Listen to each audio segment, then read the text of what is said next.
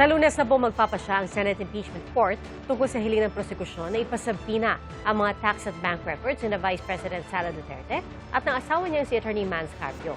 Ang kay presiding officer, Senator Chis Escudero, pag-aaralan pa ng mga senator judge ang mga inilatag na argumento ng prosekusyon at ng depensa. Saksi si Sandra Aguinaldo. Ang pinagdebatihan kanina ng prosecution at depensa, dapat bang pasabina ang tax records ni Vice President Sara Duterte, mister na si Attorney Mans Carpio at kanilang mga negosyo para magamit bilang ebidensya sa impeachment court. Pinasasabi na rin ng prosecution ang mga record ng transaksyon nila mula sa ilang bangko at reports ng Anti-Money Laundering Council o AMLAC. Pangunahing punto ng prosecution, dapat mailabas ang buong katotohanan kaugnay sa Article 2 ng impeachment case saan nila'y hindi maipaliwanag na yaman ng bise, mga ari-ariang hindi nakadeklara at pakikibahagi umano sa negosyo habang siya ay pangalawang pangulo na ipinagbabawal nila ng saligang batas. Bubuksan ba natin ang pinto ng katotohanan o haharangin ito? Ang hiling ng prosecution ay mailabas ang buong katotohanan for this honorable court to determine whether VP Sara Duterte is unfit to continue in office. It must have a clear picture of the respondent as a public servant.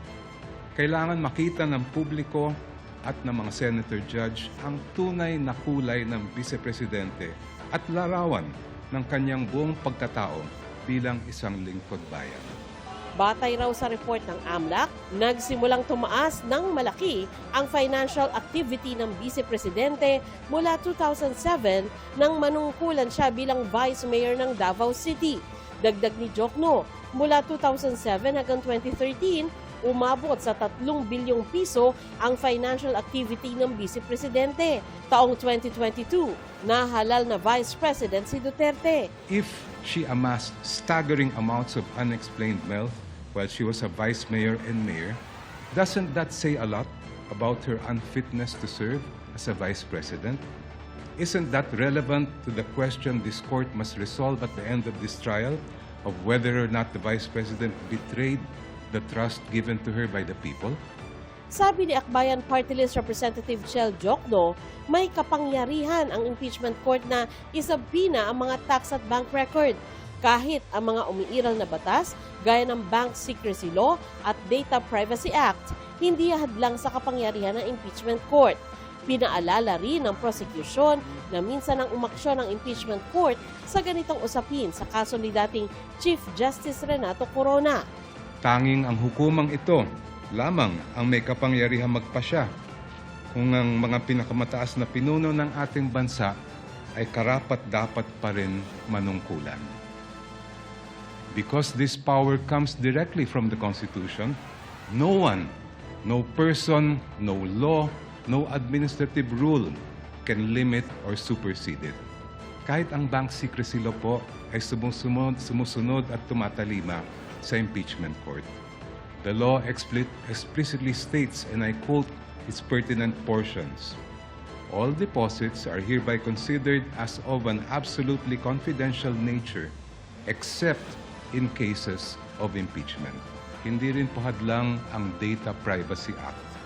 The law itself affirms that confidentiality shall not apply, and I quote, should the personal information be needed pursuant to a subpoena duly issued. Argumento naman ng depensa, kung papayag ang impeachment court sa hiling ng prosecution, malalabag ang karapatan ng bise sa due process. Fishing expedition aniya o paghahanap ng ebidensya ang pakay ng prosecution. When a subpoena becomes oppressive, when it is unreasonable, and when it is merely issued for the very purpose that there is a hope that somewhere, somehow, something incriminating will come out, it ceases to be an instrument of justice. It becomes a weapon of a fishing expedition. And that is exactly what confronts this very court today. And that is why the defense has taken the position that the prosecution's requests must be denied.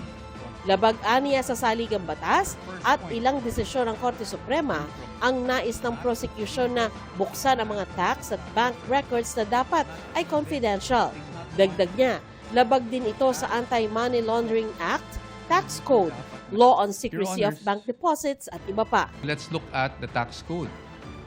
Section 270 of which criminalizes disclosure of taxpayers' information. Meron po bang exception sa batas na ito?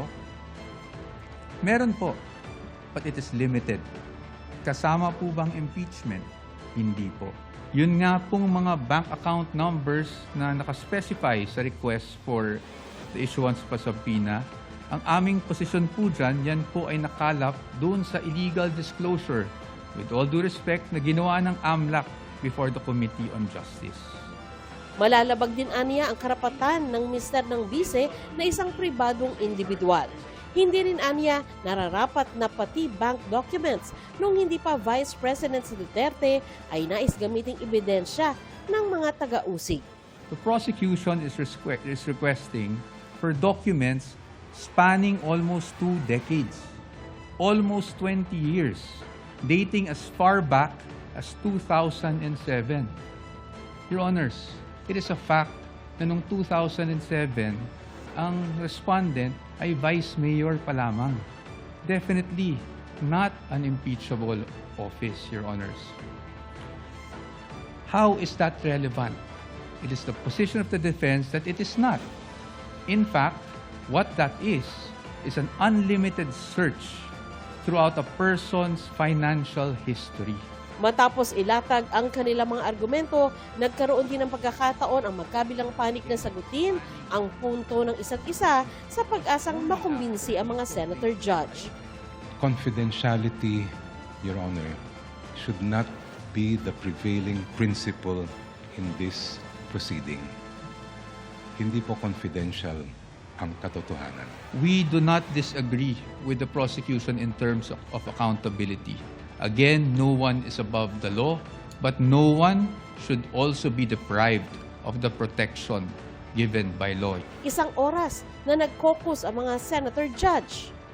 Pagbalik, In caucus, the senator judges agreed to study the matter more. The senator judges agreed in caucus to decide on the matter on Monday. muli namang binanggit ng prosekusyon na hindi na nila ihaharap bilang testigo ang Chief of Staff ng Bise na si Attorney Zulaika Lopez at security official ng Kamara na si Captain Belinda Bello.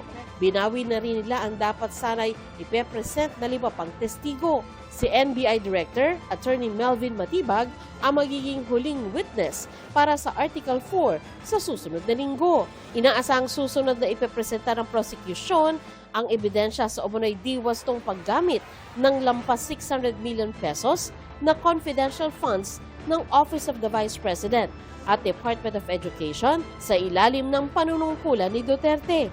Humingi at nakakuha na ng sabina ang prosecution para sa mga opisyal ng ilang bangkong nag-release ng confidential funds. Ako si Sandra Aguinaldo, ang inyong saksi.